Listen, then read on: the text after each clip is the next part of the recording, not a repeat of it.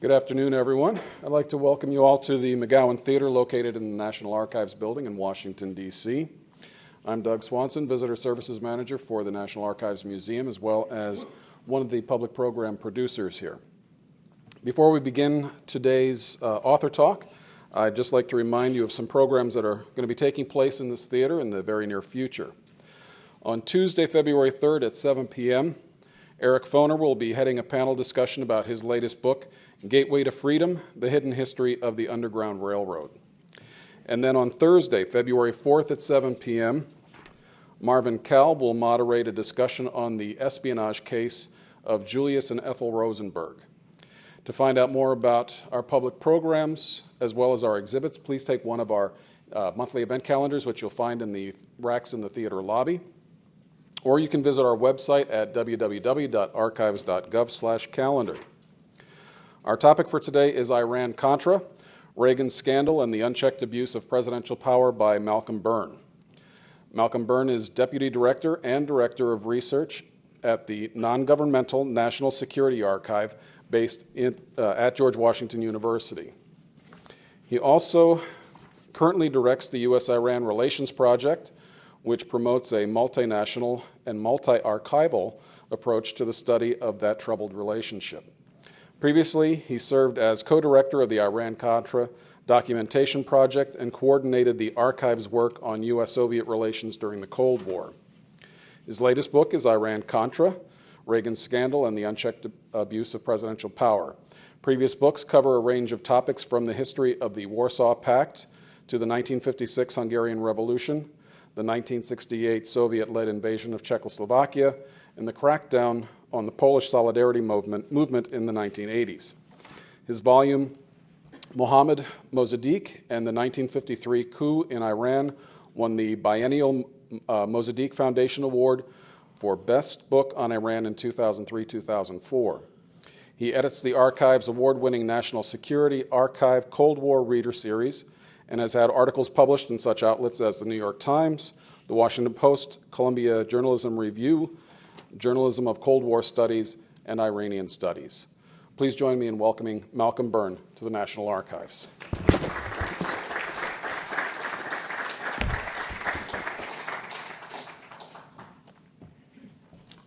Well, thank you, Doug, and thank you to the National Archives for this kind invitation. It's a real honor, and the Archives, as you all know, is one of our great national treasures, and it's without a place like this, it would be impossible for us to understand anything about our history, particularly about troublesome, nettlesome issues like Iran-Contra. And the archivists that I've worked with and many of my colleagues have worked with over the years, including at the section that deals with independent counsel investigations, have been phenomenal and incredibly helpful, as have all the Freedom of Information Act professionals who are out there laboring behind the scenes. So I'm going to talk just as briefly as I can about this. This is a 460-something page book about an incredibly complicated scandal. Most of you here seem to be about my age, so you remember a good bit about what happened probably, but I imagine that there's a lot that happened that may surprise you that you either didn't know about or that you forgot about in the welter of news stories and coverage that flooded our senses for several years back in the 80s and early 90s. So I'm going to focus today on really one overarching point, which is that Iran-Contra was not just about little foot soldiers running around the world and carrying out crazy antics and covert operations. This was more fundamentally, more importantly, about actions taken and decisions made at the top levels of our government, whence the subtitle of this volume. Now, so I'm going to go through some slides as I do that, and I hope that they'll help flesh out the story a little bit. So the story, as we will talk about it today, starts back in the fall of 1986, just about halfway through Ronald Reagan's second term in office. As you remember, at that time, we were still in the midst of the Cold War. Mikhail Gorbachev had come to power the year before. Star Wars was in the air. The Chernobyl disaster had happened. All kinds of things were either were imminent. The famous Reykjavik summit was about to happen in October. But in early October, on October 5th, if you may recall, a news flash occurred that a small, rickety cargo plane flying over the jungles of Nicaragua had gotten shot down and produced a single survivor, the gentleman down in the lower part of the lower picture, named Eugene Hassenfuss, who was from Marinette, Wisconsin, an ex-Marine. It took a few hours for the Sandinistas to find him and to drag him before international television cameras, where he told his story. The story he told was that he had been working for the CIA. He had been ferrying weapons to the so-called Contra rebels in Nicaragua. The Contras were, as you remember, fighting the Sandinistas, who had, in 1979, overthrown the longtime U.S. ally Anastasio Somoza. The problem with what Hassenfuss admitted to doing was that this was entirely against the law. Congress, a couple of years earlier, had specifically prohibited any U.S.-sponsored efforts to support the Contras, and this was the first really clear evidence that something was afoot. Now, 1 month later, an even more bizarre story appeared coming out of Lebanon from a small Shiite publication called Ash-Shira, saying that the U.S. had been engaged in negotiations with the Islamic Republic of Iran over the fate of American hostages being held in Lebanon by Hezbollah, Iran's proxy, believed at the time. It went on to say, this story, that the U.S. National Security Advisor at the time, Robert McFarlane, who's in the lower picture on the left, had actually visited Iran to engage in these negotiations and had brought with him sensitive U.S. military equipment, missiles among them, to provide to the Ayatollahs in exchange for the release of these American hostages. Now, you have to remember that at that time, Iran, as it is now, was a mortal enemy of the United States. It was on the State Department's terrorism list. It had only been 6 or 7 years before that the Tehran hostage crisis had taken place, 444 days of captivity for over 50 Americans. Ronald Reagan had made it a central part of his political platform in his presidential campaign and while he was in office to make life miserable for terrorists. They would have no place to hide. This was a founding principle of his foreign policy. And yet, here was this story that seemed to say just the opposite. But that was not the end of it. Just a couple of weeks later, on November 25th, 1986, 2 days before Thanksgiving, Reagan and his Attorney General, Ed Meese, announced that they were going to have a press conference, and they did have a press conference at noon on that day, where they revealed that after weeks of outright denials of the Hassenfuss story and a sharp playing down of the Iran story, initial denials, but then more complicated, vague, non-denial denials, to borrow a Watergate phrase, they declared that, in fact, in substance, both of those stories were true. And not only that, they revealed that they had discovered just a couple of days earlier that the two episodes, the two operations, had been connected. How had they been connected? They had been connected by the use of profits from the arms sales to Iran, because these were not just hostage for missile swaps. This was a sale of weapons to Iran. The notion was that profits from those sales were diverted to help the rebels in Nicaragua, despite the congressional ban on U.S. support. So this is what put the hyphen in Iran-Contra, and it was a huge story. Now, one of the main points that Reagan made in his roughly 4-minute presentation, followed by me speaking for about 45 minutes, was that he had been totally unaware of this connection. Instead, the villains that were pointed out were, on the bottom right, a familiar figure, Oliver North, a Marine lieutenant colonel who was detailed to the National Security Council staff, It was said to be, this diversion, so-called, was said to be his idea. And also, the other one was the National Security Advisor at the time, who replaced McFarlane, Admiral John Poindexter, up at the top left, who was said to have approved this, but not to have told the president about it. Now, this was, you can imagine what the moment was like if you don't remember it specifically. This was an incredibly dramatic moment. Eleanor Clift, who was a Newsweek correspondent at the time, said you could hear people all suck in their breath. It was that kind of story.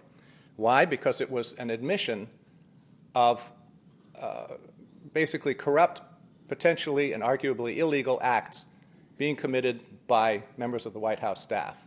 What could be juicier than that? So the result was that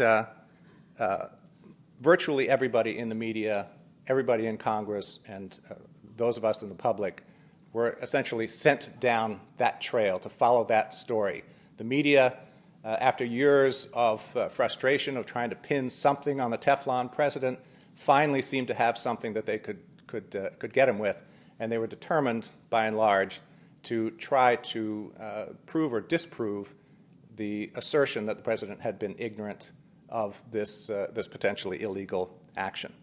Now, it turns out that this really was only part of the story, and this is one of the central points that I make in the book, and that I think explains why Iran-Contra is seen in one light as sort of the acts of cowboys in the basement of the White House, when in fact it involved much higher up, much more senior officials.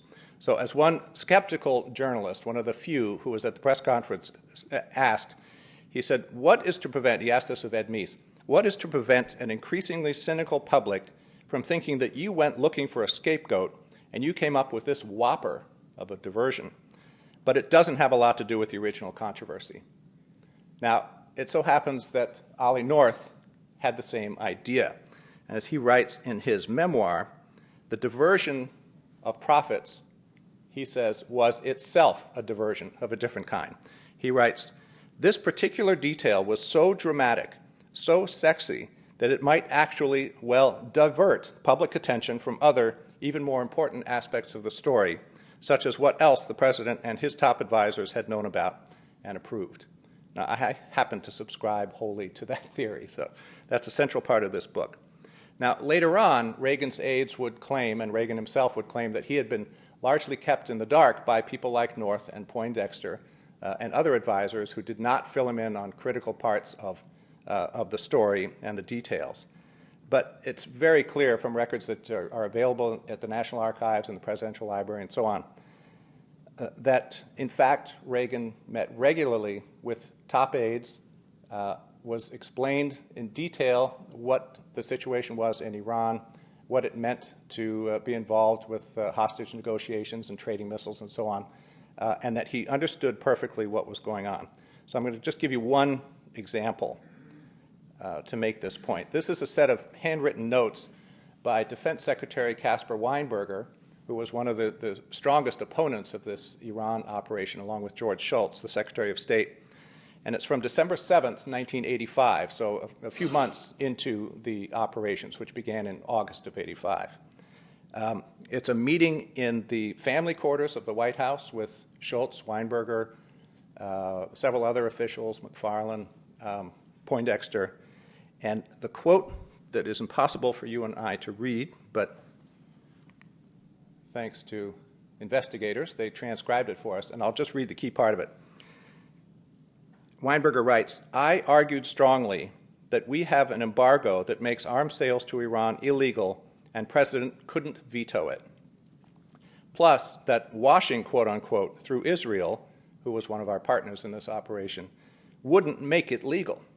President said he could answer charges of illegality, but he couldn't answer charge that, quote, big, strong President Reagan passed up a chance to free the hostages. It's hard to get more explicit than that. Now, there were also potentially dangerous revelations to be had on the Contra side of the story, and the most significant one had to do with various fundraising activities that the president, the vice president, members of his cabinet, and others were undertaking that, in fact, were very similar to the kinds of things that North was accused of doing and acknowledged doing, too. getting money to the Contras when it was banned by Congress, and even using this diversion of profits. That was just a way to get money to the Contras. So the problem was that senior officials during the same congressional ban had regularly made contact with foreign governments to do the exact same thing, to try to get money, weapons, supplies of various kinds to the Contras. Who were we asking for this? Saudi Arabia, Taiwan, South Africa, Honduras, El Salvador, up to about 24 of these countries were involved. And this was all in spite of warnings by no less than Secretary Shultz that all of this could be extremely problematic legally and otherwise. So this is a set of minutes from a meeting, a top-level meeting called the National Security Planning Group from June 25th, 1984. Now, this is before the main congressional restriction called the Boland Amendment came into effect. But they were already anticipating that there would be a complete cutoff of aid, and they were trying to figure out what to do. So this is a discussion of the president and his top advisors about how are we going to keep the Contras alive? What are we going to do about this? And at one point, it's hard to read this, but up near the top there, it says Secretary Shultz makes several points. His third one is, I would like to get money for the Contras also, but another lawyer, James Baker, who we all know in Washington, said that if we go out and try to get money from third countries, it is an impeachable offense. Now imagine saying that with the president sitting right next to you. That's, the I word is a very difficult one to work with. Now, immediately, Mr. Casey there, who's William Casey, the director of CIA, says, I am entitled to complete the record, and he argues that Baker didn't understand the full story, and then, in fact, that this is going to be perfectly legitimate. And they go on for a few pages discussing this point, and at the end, they decide that they are going to hold off on any more discussion or activities related to third country funding until they get an official opinion from the Attorney General, who at that point was William French Smith. I'm just going to go to the next page, just as a little insight into how some of these other officials looked on these things. Up at the top, this is the last page of the same set of minutes. Vice President Bush, George H.W. Bush. How can anyone object to the U.S. encouraging third countries to provide help to the anti-Sandinistas under the findings of presidential approval document? The only problem that might come up is if the United States were to promise to give these third parties something in return so that some people could interpret this as some kind of an exchange. Then down below, Mr. McFarlane, who's still the National Security Advisor at this point, says, I propose there be no authority for anyone to seek third-party support for the anti-Sandinistas until we have the information we need from the Attorney General, and I certainly hope none of this discussion will be made public in any way. And then President Reagan, who a lot of characterists saw as the guy asleep at the wheel, never paid attention, couldn't remember your name, was passive to the core, he ends with this nice little note. He says, if such a story gets out, we'll all be hanging by our thumbs in front of the White House until we find out who did it. Now, I think that's a little bit tongue-in-cheek, and he's really talking about trying to keep a lid on this. We don't want anybody to talk about it.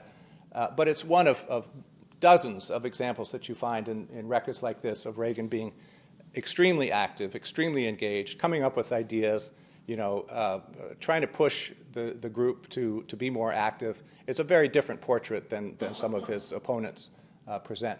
Okay, so the next day what happens is that William Casey goes and sees William French Smith to get his opinion. And French Smith says, in fact, it is okay to approach third countries, provided you do a couple of things. One is, as Bush anticipated, you cannot make it appear in any way as if there's going to be some kind of a payback for this. They have to volunteer this, make their support available without any promise or any inkling of a quid pro quo. Number two, you got to notify Congress. Other than that, it's pretty much okay. Well, in fact, they went ahead, contacted all of these governments, the Saudis in particular. The Saudis ended up giving $32 million to the Contras. Taiwan gave a couple million, and there are others. In each case, it is very clear from the record, either directly, explicitly, or implied, that there was this sense of a quid pro quo. In fact, at one point, Elliot Abrams, who was Assistant Secretary of State, approached a representative of the Sultan of Brunei in a famous encounter that was to yield $10 million, except it fell through. And as he complained, he said that the guy he was speaking with kept saying, well, what's in it for us?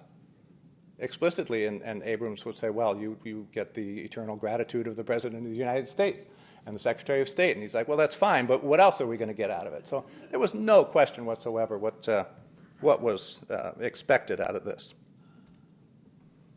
Okay. My point is that while there's no doubt whatsoever that people like Ollie North and the folks that he worked with, he set up a whole thing called the Enterprise, which was a group of front companies and private individuals who were out to make money as much as anything else. While they undoubtedly did the things that we all have read about, setting up these companies, getting weapons to the Contras, dealing with bad guys here and there, that's all true. But the even bigger story that never got developed until years afterwards was that the president, vice president, members of the cabinet were also involved doing similar things. Now, the reasons why those sides of the scandal were basically suppressed become clear during the third phase, what I consider the third phase of the scandal, which is the aftermath, after the Iran-Contra operations are exposed in late 1986. And what happens at that point is that various members of the administration, including all of these folks here, that's Caspar Weinberger, George Shultz, Ed Meese, Don Reagan, the chief of staff, and the president, all together and separately went about doing what people do in moments like this in Washington. You start covering your tracks. You start engaging in damage control. The dirty word for that is cover-up. This picture was, in fact, taken on November 25th, 1986, the day of the press conference, and they're all looking suitably mortified about what is going to happen, because this is a huge scandal for them. Right after the exposure of all these operations, one of the things that the White House did was they brought in some outside damage control experts. Howard Baker, the former senator and the veteran of Watergate investigations, came in to help out. A former ambassador named David Abshire was brought in essentially to be the czar, the Iran-Contra czar, and figure out how to clean things up. The Iran-Contra Congressional Chief Counsel on the Senate side, Arthur Lyman, who became famous to us on our TV screens the summer of '87, later wrote that when he made his first trip to the White House to interview people in the early part of 1987, he said the place had the smell of death about it.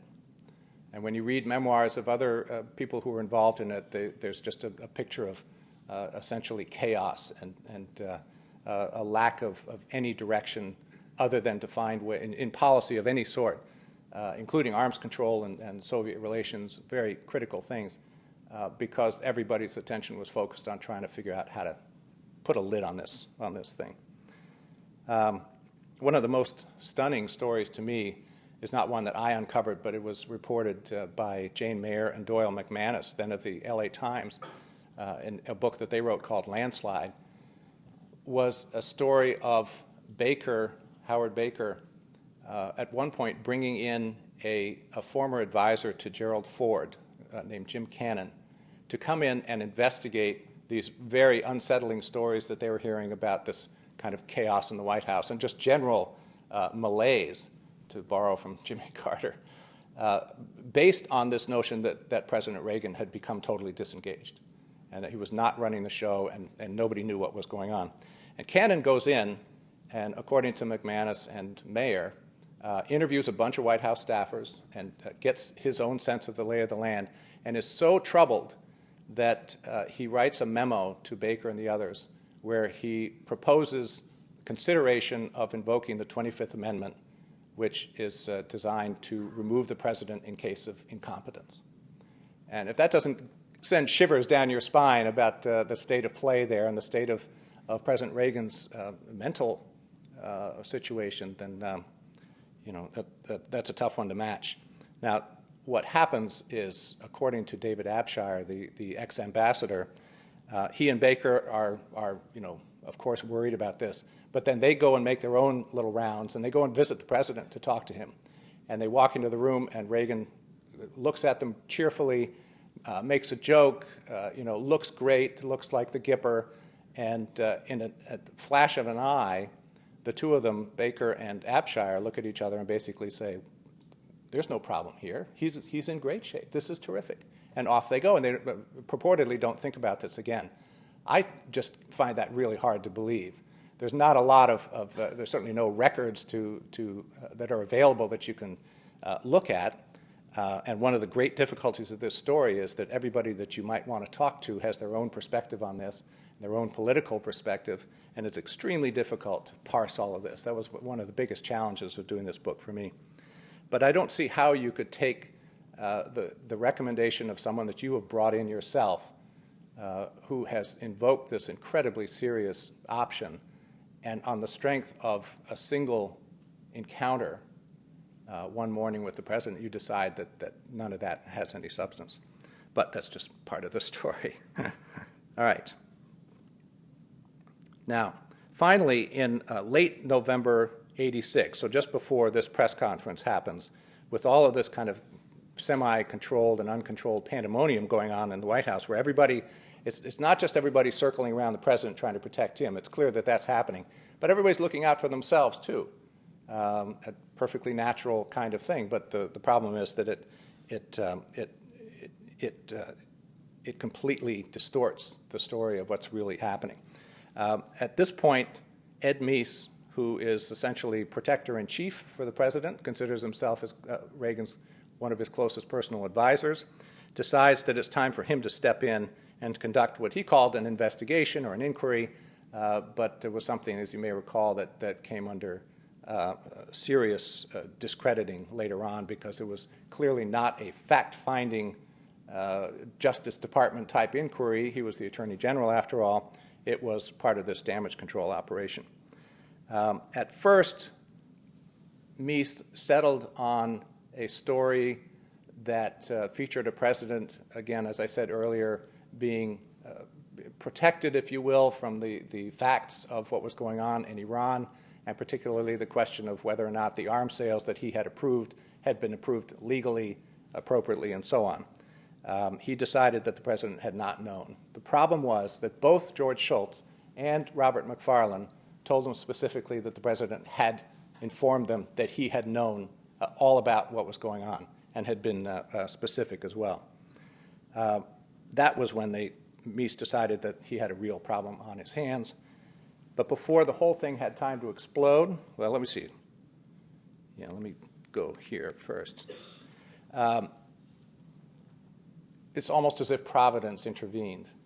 This was at a time when Meese sent a couple of his investigators to the NSC, to Ollie North's office, to look for information, find out what's going on. And lo and behold, they discovered, his two advisors discovered this memo that North had written. This is just an extract of the memo, that at the very top says the following: the residual funds from this transaction, which is a transaction with Iran, are allocated as follows. And it says down there, $12 million will be used to purchase critically needed supplies for the Nicaraguan Democratic Resistance Forces. This became known as the Diversion Memo. This is what ended up being the substance behind Meese's assertion and the president's assertion that there had been this diversion and the president had known nothing about it. It was turned out to be the saving grace, the saving blow for the president, because it deflected everybody's attention from a variety of arguably illegal activities that they themselves understood they had taken part in, but prevented that from being the true focus of subsequent investigations. Now, I had included a couple of things here just to give you a sense of a flavor of what the atmosphere was like in that late November, December time period of '86.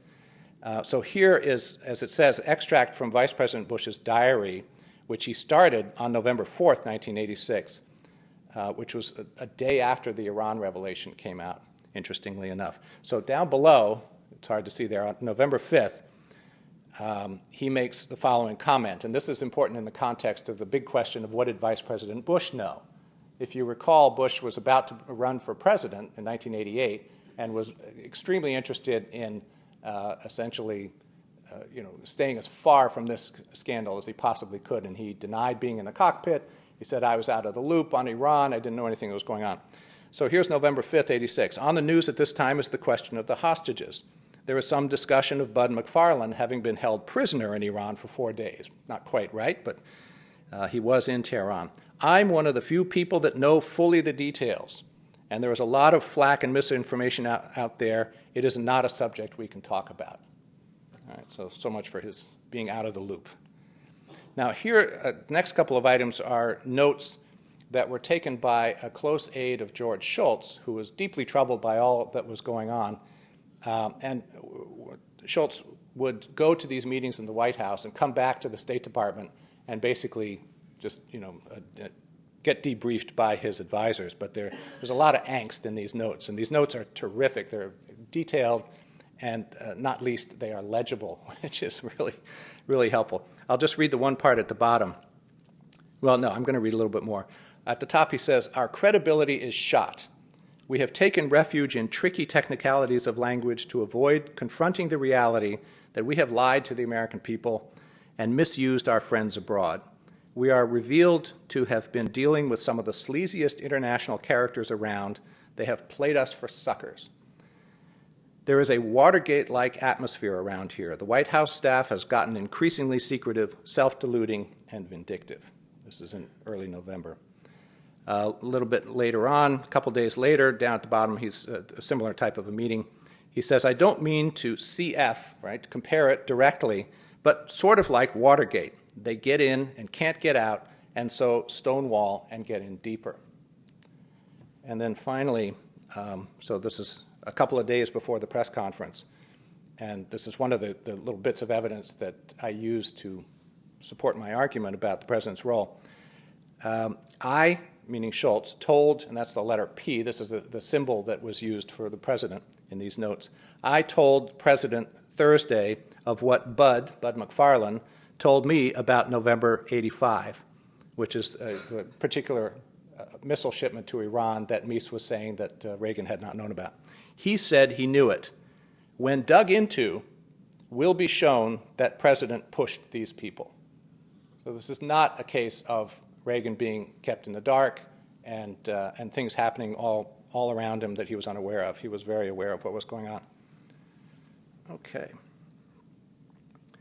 All right, so there is plenty more to talk about. I mean, the shenanigans that went on, the cakes and the Bibles and the pistols that went to Iran, the dealing with fake Saudi princes, the dealings with Manuel Noriega to cut a deal with him to improve his image in return for his help with the Contras.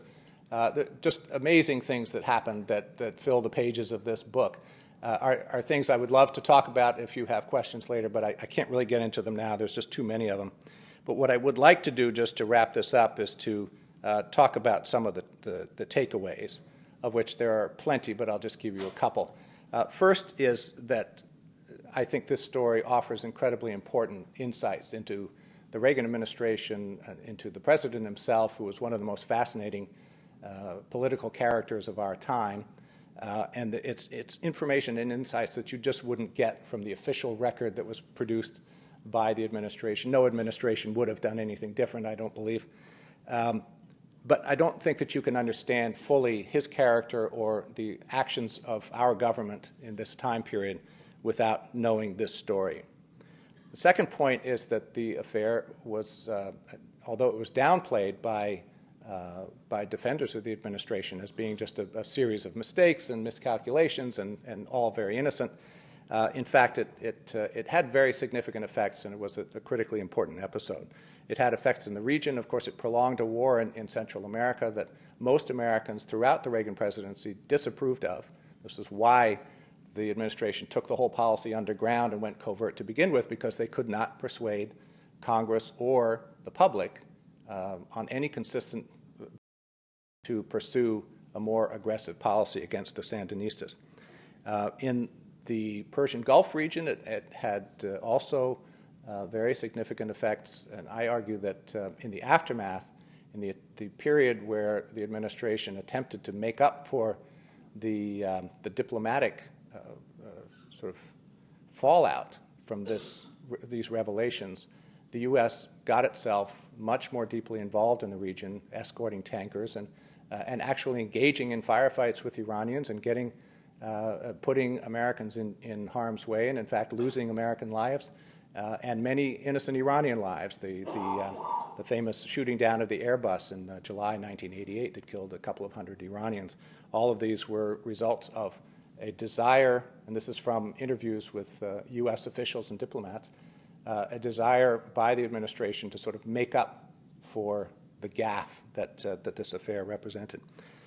Domestically, I argue that the affair was both exposed and heightened the level of hyper-partisanship that we now see in spades in our current times. It also exposed, and I devote at least 3 chapters of the book to this, it exposed the tremendous inadequacies, the ineffectiveness of both Congress and our legal system in pursuing and redressing problems of this sort. It's worth bearing in mind just one particular point, that neither of these episodes was uncovered by anybody's investigation, not Congress, not the media, although the media was on to parts of the story on the Contra side, and not our Justice Department or our legal system. The Iran episode was purely a function of regional politics. The story that came out in that Lebanese newspaper was designed to embarrass the Iranian officials who were involved in this. And on the Contra side, it was this, a teenage Sandinista soldier who got a lucky shot off with his RPG and winged this decrepit old cargo plane and produced Eugene Hasenfuss. Without those 2 events, who knows what we would have ever discovered about this if we ever would have found out what happened. All right. Finally, there are just so many great lessons to be learned and parallels to today. You just have to look at our headlines from the last, weeks, months, even in today's paper. There are stories about Congress worrying about a president who is acting too much on his own authorities, arrogating too much power to himself, behaving unconstitutionally, keeping Congress in the dark. We're trying to figure out ways to deal with Iran. We don't know how to deal with the hostage crisis that's going on with ISIS. There are questions about how to pursue, covert operations and all kinds of issues that we're seeing, ironically, from the other side now. Back then, it was Democrats versus a Republican president. Now it's the opposite, and it just shows you that really there was nothing new under the sun. So, not a happy story, not very positive lessons or things to take out of it, but incredibly important. And be very happy to answer any questions about it that you might have. Thank you.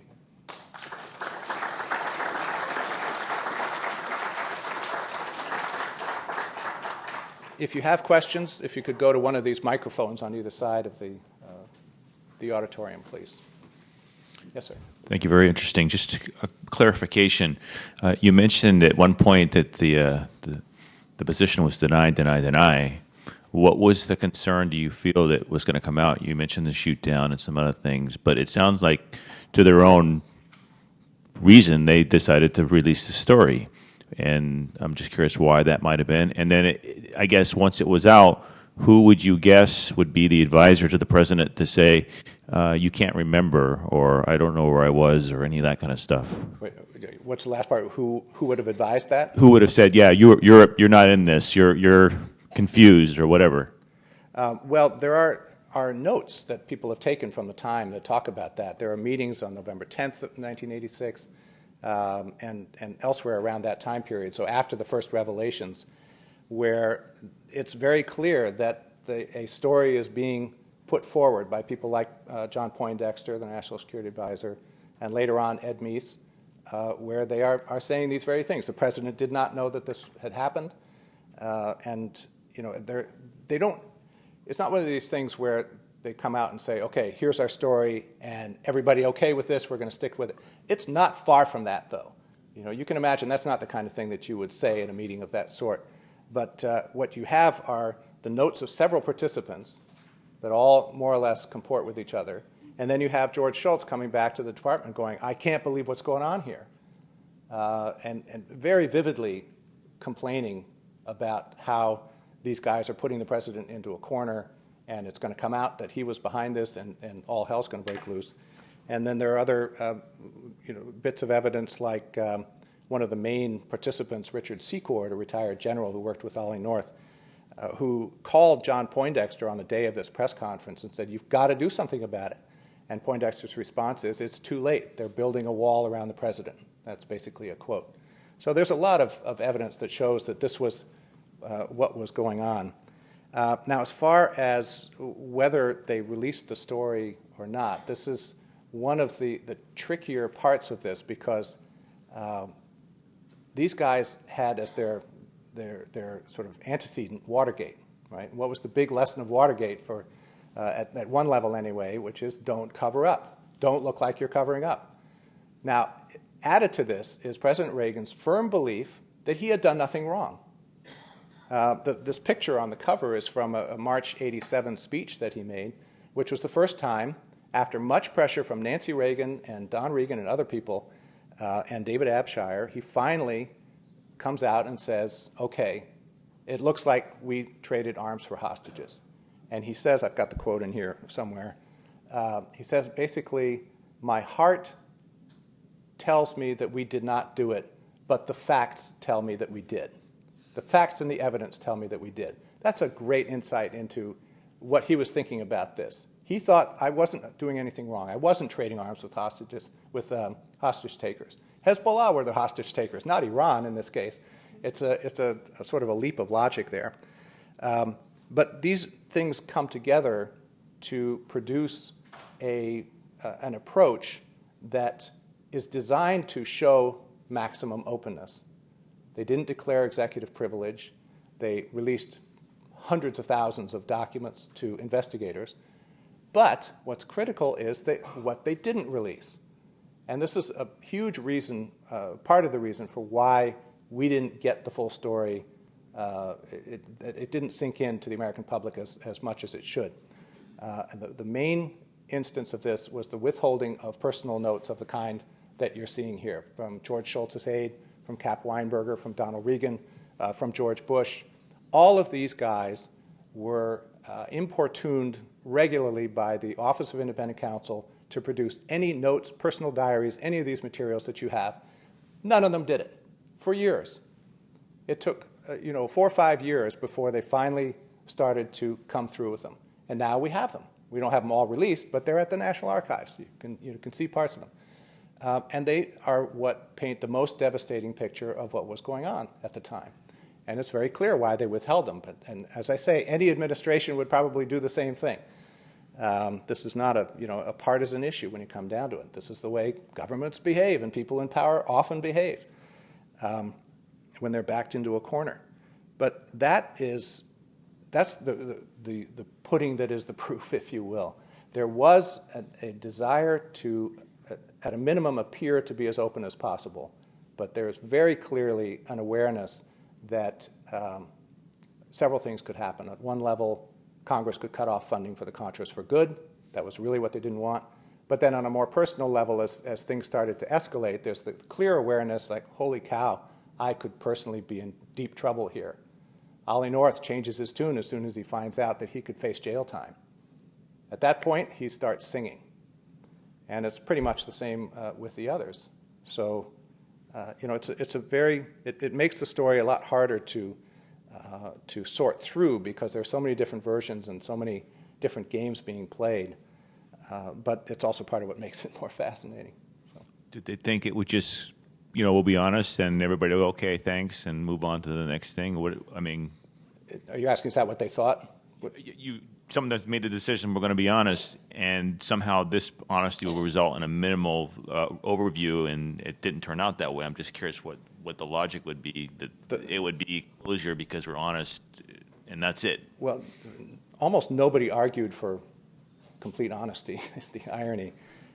Shultz wanted to get the story out, but the records show that he was opposed by Casey, by Poindexter, and even by Reagan and by Bush. not because they thought, well, we're all going to go to jail necessarily, although there was that concern, but there were political concerns. They were worried about impeachment. I mean, imagine another president, imagine Barack Obama having been found to be sending missiles to the Islamic Republic of Iran without having notified Congress, without having done any of the legal work that is required by law to happen. An unpopular president with a Congress feeling its oats would have produced a very different result than what was the case with a popular president and I would argue a largely skittish Congress, Democrats in Congress who did not want to go too far in being seen as attacking a popular president. Thank you. Thank you. Yes? Is it, given the sieve that Washington is, that this was not a major issue in the 1988 presidential campaign? It was a big issue. There was so much ink spilled on this story, as you probably recall, and so many hours of TV time. The irony is, and it goes to the previous set of questions, that you had on the one hand an unbelievable outflow of information. On the other hand, the key details were being withheld. So we did not have, at the time of the '88 election, Bush's notes saying, I knew everything that was going on. What we had was his word against the word of reporters like Dan Rather, if you remember the famous confrontation between Rather and Bush on TV, that by all accounts Bush won because Rather came across as being too crude and not respectful enough. And Bush just kept saying, as many in the administration did, this is old news. This has all been covered before. We're just repeating old stuff. And they carried the day. Part of the issue was also that the issues themselves were pretty murky. You have a popular president who is not seen to be politically corrupt the way Nixon was. He was doing what he thought was right. He did it in a just profoundly misconceived way, but his instincts and his objectives were seen by many Americans as perfectly okay. On the other hand, you had Congress and the independent counsel being shown, being portrayed as aggressive, vindictive, and coming up against the likes of other popular figures like Ollie North. Remember Ollie in his uniform with all his medals, sitting upright and taking it to Congress, where you had, literally they had these discussions where a couple of the investigators and lawyers on the congressional side, there was John Niels was the chief House counsel, and he had long hair down to here. And there were other people who were seen or portrayed to be as kind of, anti-establishment or, not true blue the way Ollie North was. All of these sort of PR-type factors came into play to sort of take the air out of the issues, and it worked to the administration's favor. It's part of the fascinating part of the story. It's who's right, who's wrong, what's good, what's bad. You could busy yourself for many days having these kinds of discussions, and they're very valid ones. Yes, sir.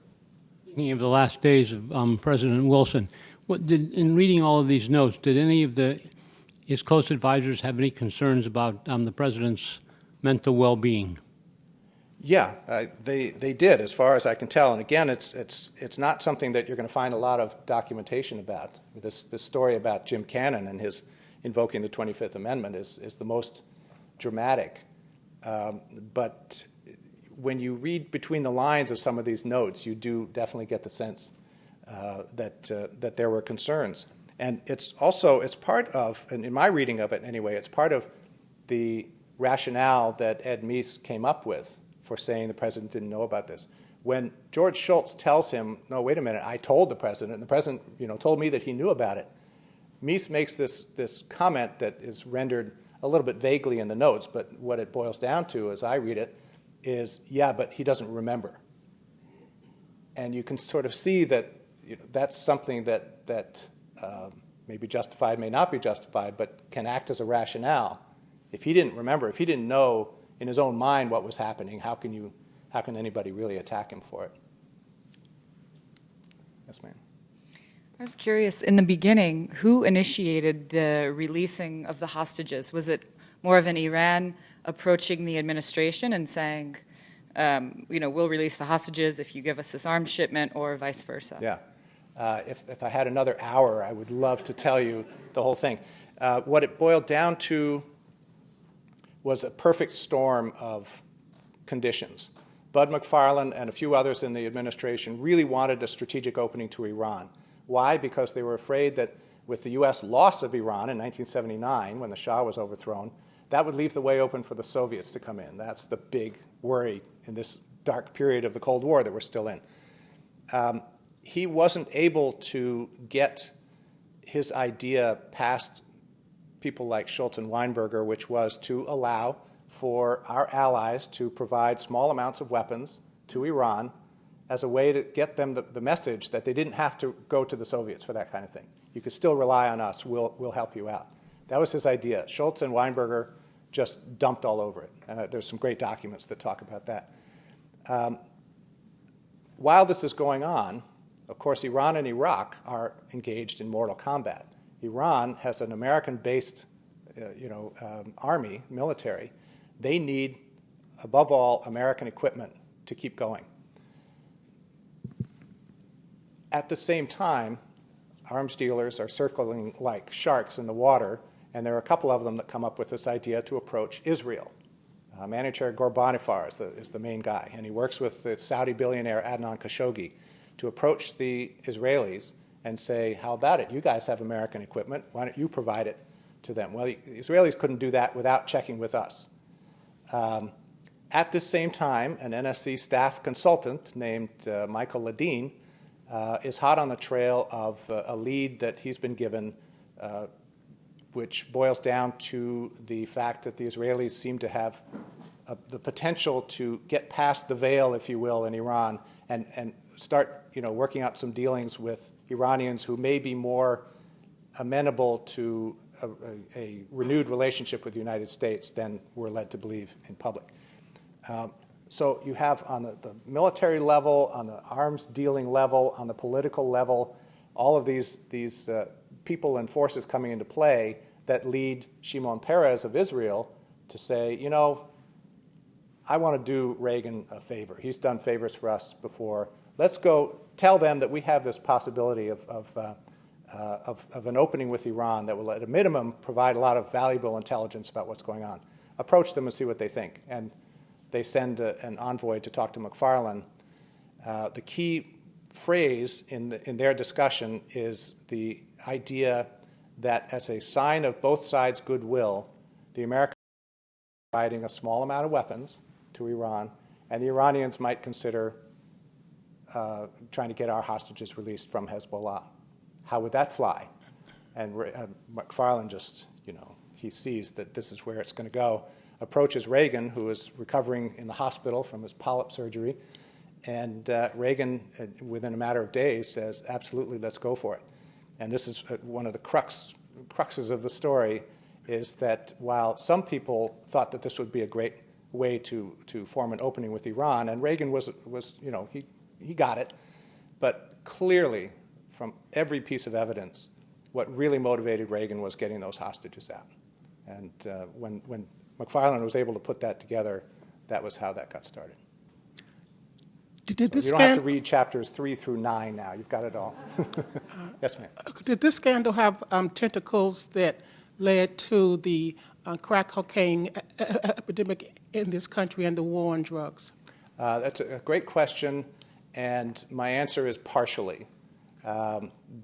There was a book and a movie called The Dark Alliance that came out based on reporting by a reporter from California who later committed suicide, partly because he was completely discredited and unjustly, in my point of view.